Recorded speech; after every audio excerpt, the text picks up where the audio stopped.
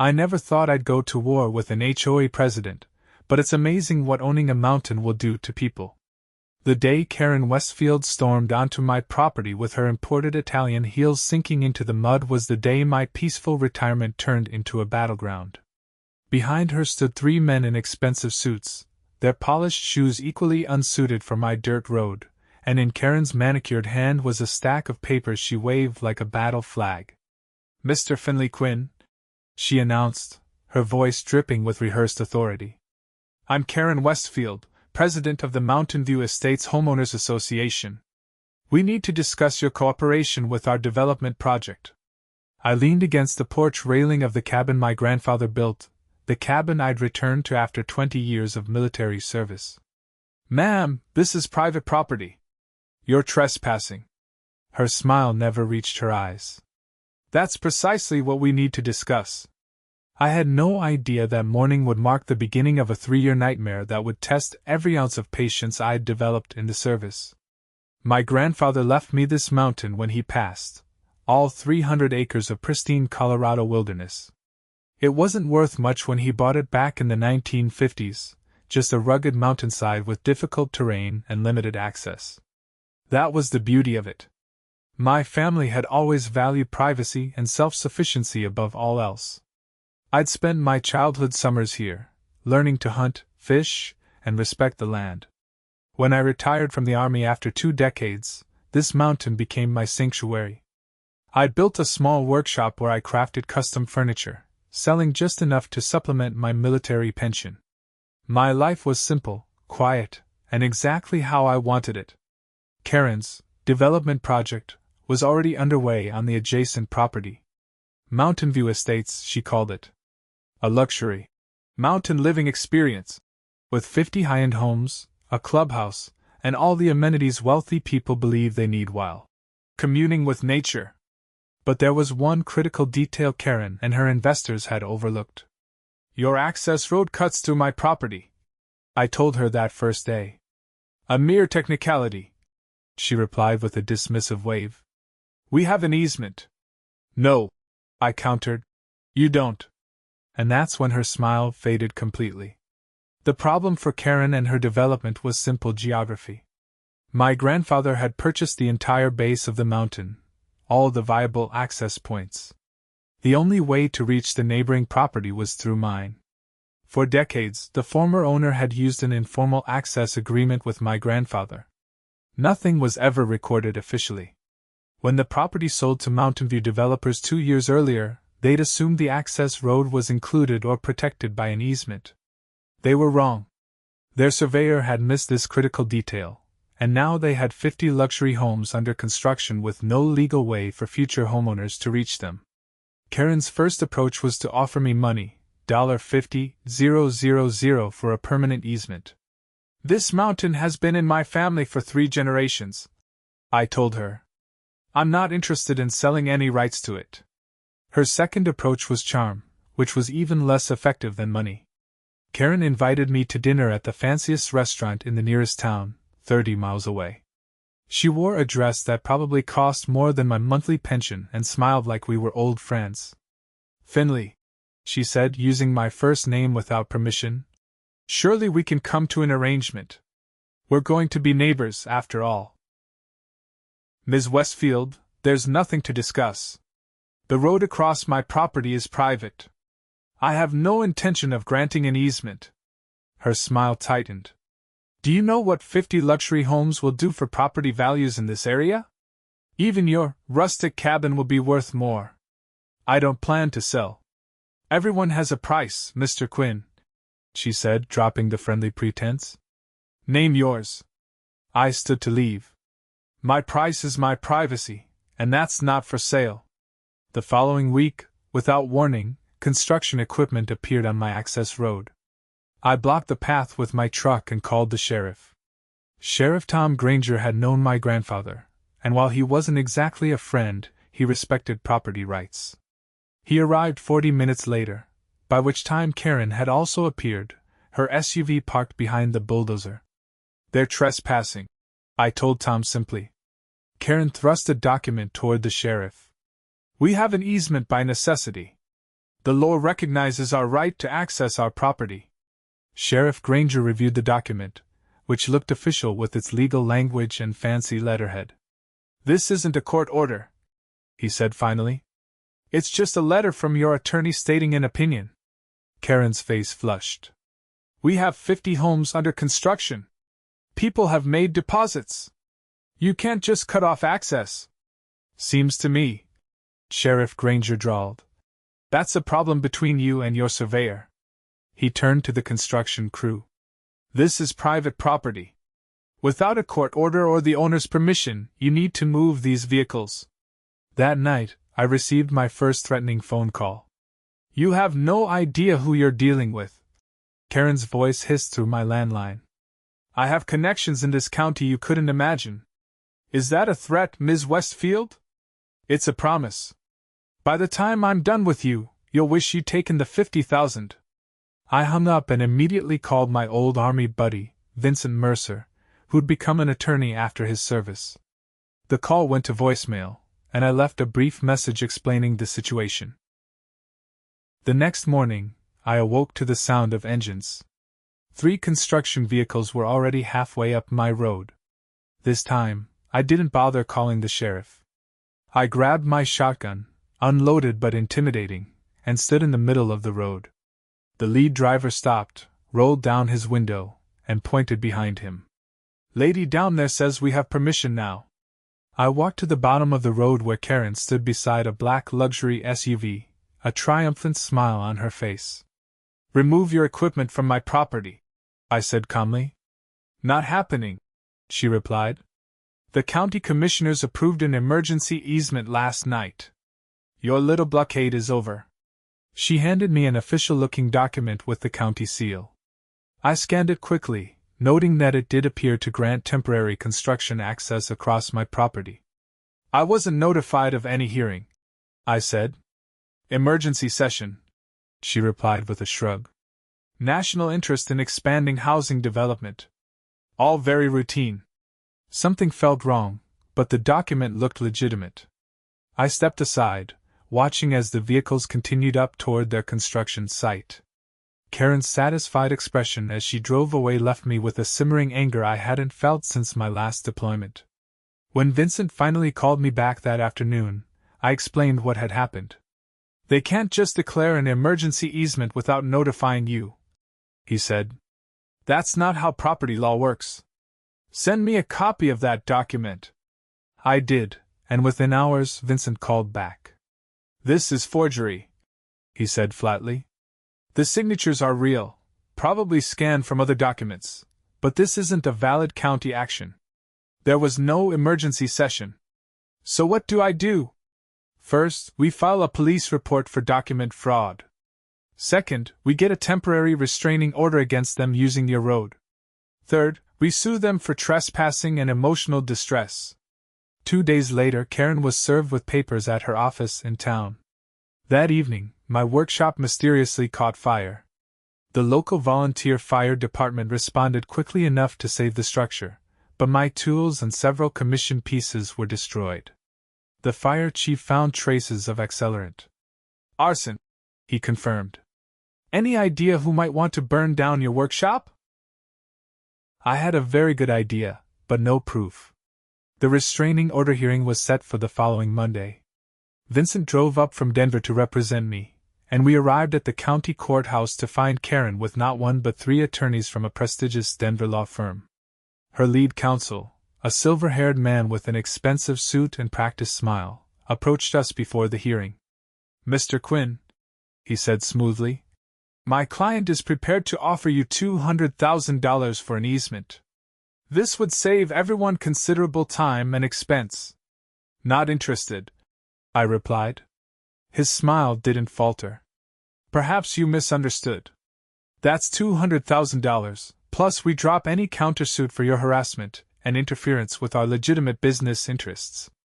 Vincent stepped forward. My client hasn't harassed anyone. Your client forged government documents and is likely responsible for arson on his property. The attorney's eyes narrowed slightly. Serious allegations require serious evidence, counselor. I suggest you consider our offer carefully. Inside the courtroom, Karen's legal team argued that their development was too far along to be halted. They had investors, deposits from future homeowners, and financial commitments that would collapse without access to the property. Your Honor, her attorney argued, this is a case of easement by necessity. Mr. Quinn is attempting to landlock valuable property out of spite. Vincent countered with the simple facts. I owned the property, there was no recorded easement, and the developers had failed to secure proper access before beginning construction. Furthermore, he added, Ms. Westfield attempted to circumvent proper legal channels by forging county documents. The judge, a no-nonsense woman named Judge Valerie Donovan, reviewed the alleged emergency easement. This hearing will be continued for 1 week, she announced. In the meantime, no construction vehicles are permitted to use Mr. Quinn's road without his express permission. Additionally, she added, looking directly at Karen, I am referring the matter of this document to the district attorney's office for investigation. Karen's face went pale. Outside the courthouse, she confronted me directly. You think you've won? You're nothing but a backwoods mountain man standing in the way of progress. Do you know how much money is at stake? I don't care about your money, I replied. I care about my property rights. Listen carefully, she said, lowering her voice. Accidents happen on remote mountain properties all the time. Fires. Falls. Sometimes people just disappear. Vincent stepped between us. Are you threatening my client, Ms. Westfield? She smiled coldly. I'm simply stating facts about mountain living. It can be dangerous for someone all alone up there. That night, I installed security cameras around my property using skills I'd learned in the service. If Karen or her people tried anything, I'd have evidence. The following day brought a new twist. A local paper ran a front-page story about veteran halting housing development, portraying me as an obstacle to the county's economic growth. The article quoted Karen extensively about the jobs and tax revenue the development would bring. What the article failed to mention was that the luxury mountain experience would be unaffordable to nearly everyone who actually lived and worked in the county. These were vacation homes for wealthy out-of-staters, not housing for local families. I was preparing my response to the newspaper when my phone rang. It was Emma, the county clerk who'd been friends with my grandfather. Finley, she said without preamble. Something strange is happening with the records for your property. What do you mean? Someone filed a lien against your land this morning. Claims you owe their construction company for services rendered. It's for $340,000. That's ridiculous. I've never hired any construction company. I thought it sounded fishy, Emma said. The paperwork has signatures, but it doesn't look right to me. I made copies before I processed it, thought you should know. The fraudulent lien was just the beginning. Over the next week, I received notices that I was violating various county codes with my commercial woodworking operation. Then came complaints about environmental violations for improper disposal of materials. Each complaint was anonymous, but I knew exactly where they originated. Vincent filed motions to remove the fraudulent lien and dismiss the code violations, but each action required time and legal fees. Karen's strategy was becoming clear. Overwhelmed me with legal problems until I gave in or went broke fighting. What she didn't count on was my stubbornness, or my network. I'd served with men and women from all walks of life, many of whom had gone on to careers in law, government, and business. When I started making calls explaining my situation, help arrived from unexpected places.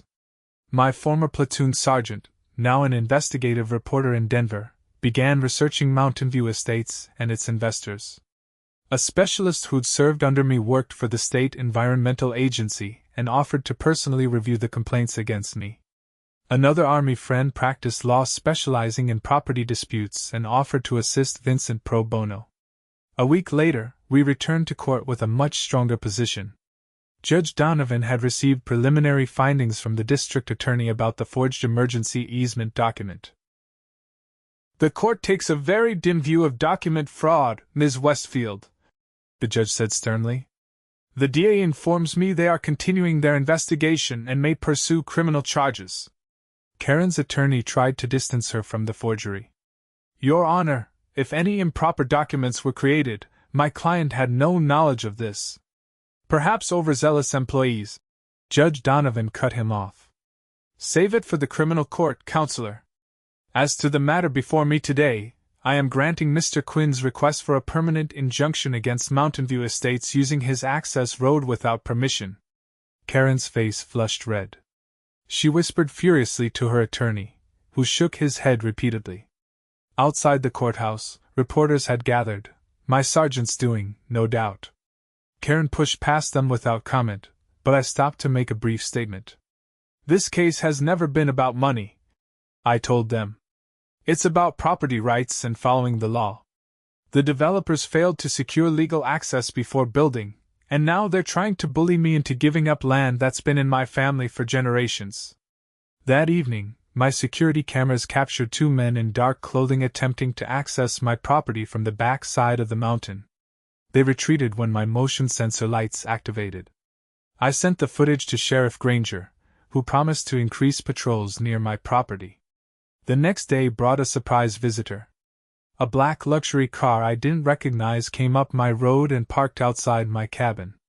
A tall man in an expensive suit emerged, looking uncomfortable in the mountain setting. Mr. Quinn? I'm Douglas Evans, the primary investor in Mountain View Estates. You're trespassing, I informed him. I apologize for that, he said, seeming genuinely contrite. I wanted to speak with you directly, without lawyers or without Karen present. Against my better judgment, I invited him onto my porch. Karen Westfield has created quite a situation, he said, declining my offer of coffee. I want you to know that I was unaware of many of her tactics. What do you want, Mr. Evans? Frankly, to salvage my investment. I have over $20 million in this development, and without road access, it's worthless. I waited, saying nothing. I'm prepared to buy your entire property at double its appraised value, he continued. You'd be a wealthy man, free to relocate wherever you choose. I looked out over the mountains my grandfather had loved, the trees I'd climbed as a boy, the land I'd dreamed of during long nights in foreign deserts. Not for sale, I said simply. Evans sighed. I feared you might say that. In that case, I have an alternative proposal. What if we built a completely new access road from the county highway? It would require purchasing several other properties, but it would bypass your land entirely. That's between you and those property owners. Indeed, Evans said, standing to leave. One last thing, I've terminated Karen Westfield's involvement with our project, effective immediately. Her methods have created liability I can't afford. After he left, I called Vincent to relay the conversation. Interesting development, Vincent said. If they're really going to build a new access road, this might be resolved without further conflict.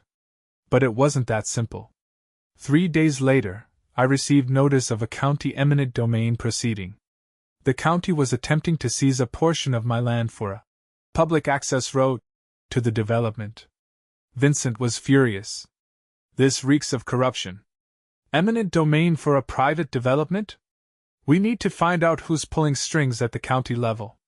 My former sergeant's investigation began yielding results. He discovered that 3 county commissioners had received substantial consulting fees from shell companies linked to Mountain View Estates. Karen Westfield had been funneling payments to public officials to secure favorable treatment. Even more disturbing, the reporter uncovered that Karen had previously been involved in 3 similar developments in other counties. Each had ended with allegations of fraud, though she'd always managed to avoid criminal charges. Armed with this information, Vincent filed a complaint with the State Attorney General's office requesting an investigation into public corruption.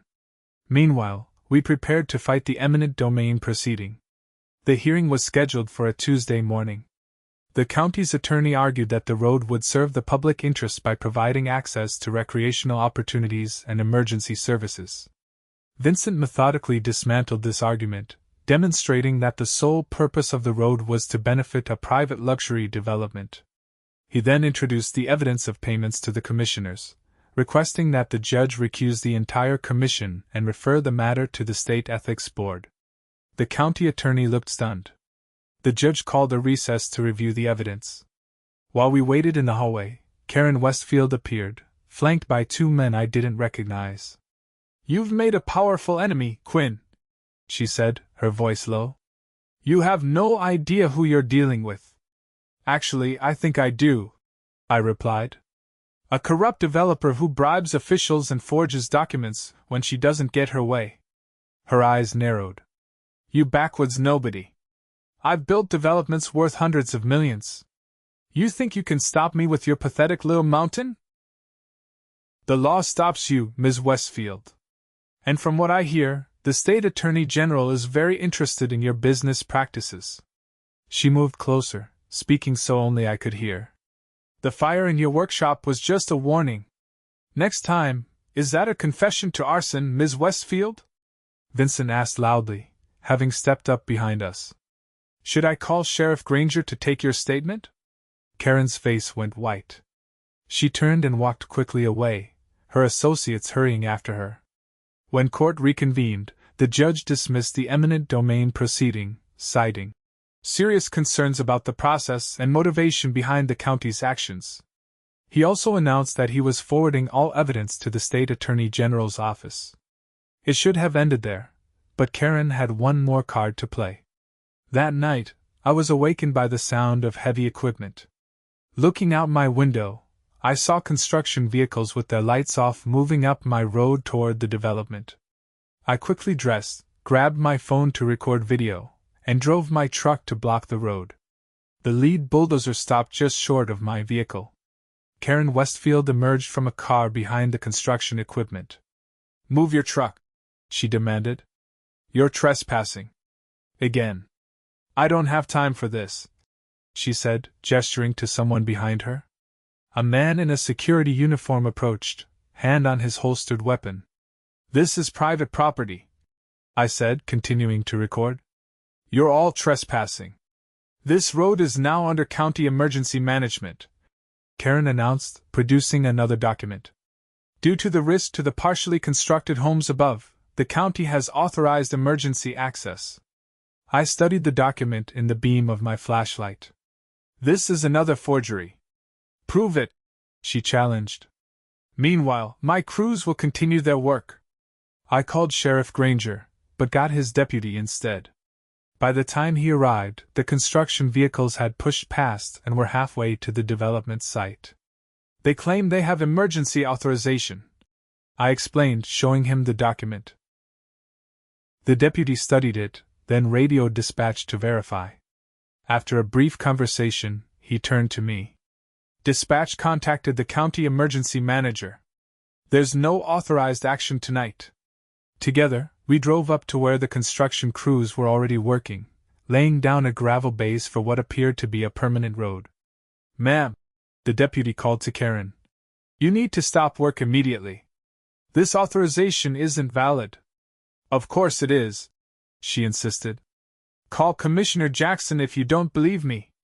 "I just spoke with the emergency manager," the deputy replied. "He issued no such order. Your crews need to leave now, or I'll arrest you for trespassing." Karen's face contorted with rage. "Do you have any idea how much money is at stake here? I will have your job. Ma'am, please step away from the equipment and prepare to leave the property." Instead, Karen lunged toward the cab of the nearest bulldozer, shouting at the operator to continue working. When the deputy moved to stop her, she shoved him hard, causing him to stumble backward. That was assault on a peace officer, a felony. The deputy recovered his balance and immediately placed her under arrest, reciting her rights as he handcuffed her. As she was led to the patrol car, Karen shouted threats and obscenities. The construction crew, seeing their boss arrested and realizing they had no valid authorization, began shutting down their equipment. The next day, the story broke wide open. The State Attorney General announced an investigation into corruption involving the Mountain View Estates development. 3 county commissioners were served with search warrants. Karen Westfield was charged with multiple felonies, assault on a peace officer, criminal trespass, forgery of government documents, and attempted bribery of public officials. My former sergeant's investigative piece ran in the Denver Post, detailing Karen's history of fraudulent developments and the network of shell companies she used to hide her activities. Douglas Evans, the primary investor, publicly distanced himself from Karen, claiming he'd been misled about the access issues. He announced that Mountain View Estates would suspend construction while seeking legal alternatives. 2 months later, I received a letter from a national law firm representing the 50 families who had put deposits on homes in the development. They were suing Mountain View Estates, Karen Westfield, and the county commissioners for fraud. They asked if I would provide testimony about my experiences. I agreed, and over the following year, the full extent of Karen's scheme unraveled in court. She had systematically bribed officials, forged documents, and misled investors across multiple counties. The families who had purchased homes received settlements from the development company's insurance, and Karen Westfield was sentenced to 12 years in prison for multiple felonies. As for the 50 partially built luxury homes on the neighboring property, they sat empty and unfinished, slowly being reclaimed by the mountain. Douglas Evans eventually sold the property at a massive loss to a conservation trust, which planned to demolish the structures and return the land to its natural state. One cool autumn morning, 3 years after Karen first appeared on my property, I sat on my porch with a cup of coffee, watching the sunrise over my mountain. My workshop had been rebuilt with the help of Army friends who traveled from across the country for a weekend construction party. My furniture business was thriving, with orders backed up 6 months. A familiar vehicle came up my road, Sheriff Granger's patrol car. He parked and walked up to my porch, accepting my offer of coffee. "Thought you'd want to know," he said after a comfortable silence. "The last of the corruption cases was settled yesterday. 2 commissioners took plea deals, the third was convicted on all counts." I nodded, watching an eagle circle above the valley. "You know," Granger continued, "a lot of folks around here are saying you saved this county. If those developments had continued with that level of corruption, this whole area would have changed for the worse." "I was just protecting what's mine," I said. "Sometimes that's all it takes," he replied. "One person standing their ground." As he drove away, I looked out over the land my grandfather had loved, the mountain that had been my sanctuary after years of service. Karen Westfield had seen this place as nothing but potential profit. She never understood that some things aren't for sale, not for $50,000, not for $1 million. This mountain had been my family's for 3 generations. God willing, it would remain so for many more. And as for access to the abandoned development next door? Well, that road still runs through my property, and I'm still not granting an easement. Some battles are worth fighting, no matter how powerful your opponent. Sometimes, the simple act of standing your ground can make all the difference.